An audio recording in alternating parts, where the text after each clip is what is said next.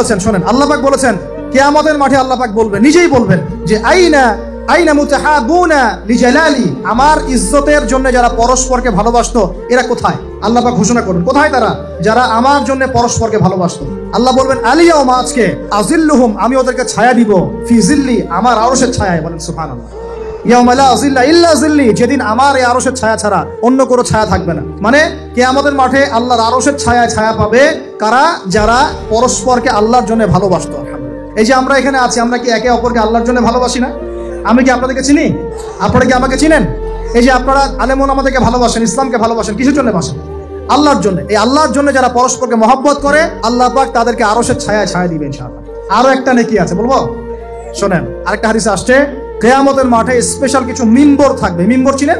যেখানে দাঁড়ায় ইমাম সাহেব খুতবা দেয়, এরকম মিম্বর থাকবে। এই মিম্বর গুলো হবে নূরের মিম্বর। কিসের? নূর মানে কি? আলো। আলো আলো নূরের মিম্বর থাকবে। ওই কিয়ামতের মাঠে কি আলো থাকবে? এমনিতে মাঠটা তো অন্ধকার। ওই অন্ধকার মাঠে নূরের মিম্বর আল্লাহ পাক দিবেন কাদেরকে? যারা পরস্পরকে এই আল্লাহর জন্য মহব্বত করত। আর নবীগণ, শহীদগণ তাদের দিকে তাকায় থাকবে, তাকায় নবীগণ, শহীদগণ পর্যন্ত এই মানুষগুলোকে দেখে ঈর্ষা করবে, কাশ আমরাও যদি এমন হতে পারি। চিন্তা করেন, আল্লাহর জন্য পরস্পর মহব্বতকারীদেরকে আল্লাহ পাক এমন সম্মান দিবেন যেটা দেখে নবীগণ পর্যন্ত ঈর্ষা করতে থাকে। তাহলে আমরা কি আল্লাহর জন্য পরস্পরকে মহব্বত করতে পারি কিনা?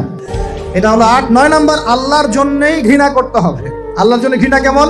যেমন কেউ ইসলামকে পছন্দ করে না, কটূক্তি করে, ইসলামের এইটা ভালো না, ওইটা ভালো না, ইসলামের সাথে দুশ্মনী করে ভিতর থেকে বাইরে থেকে, আপনি ওদেরকে ভালোবাসতে পারবেন না। যদি আল্লাহর দুশ্মনদের সাথে আপনার ভালোবাসা থাকে, তাহলে আপনি আল্লাহর দুশ্মনের কাতারে অন্তর্ভুক্ত হয়ে যাবেন। এখন বলেন দেখি, সারা বিশ্বে ইসলামের দুশ্মন কারা? বলেন। গায়রিল মাগদুবি আলাইহিম ওয়ালাদ-দাল্লিন, মাগদুব কারা, দল্লিন কারা?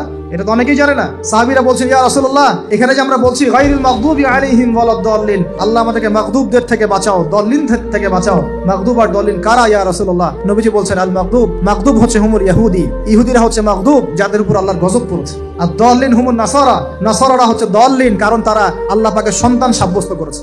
ঈসা আলাইহিস সালামকে আল্লাহ সন্তান বলেছে, বলেন নাউযুবিল্লাহ। এখন সারা বিশ্বে এরা মুসলিমদের সাথে দুশ্মনী করছে না?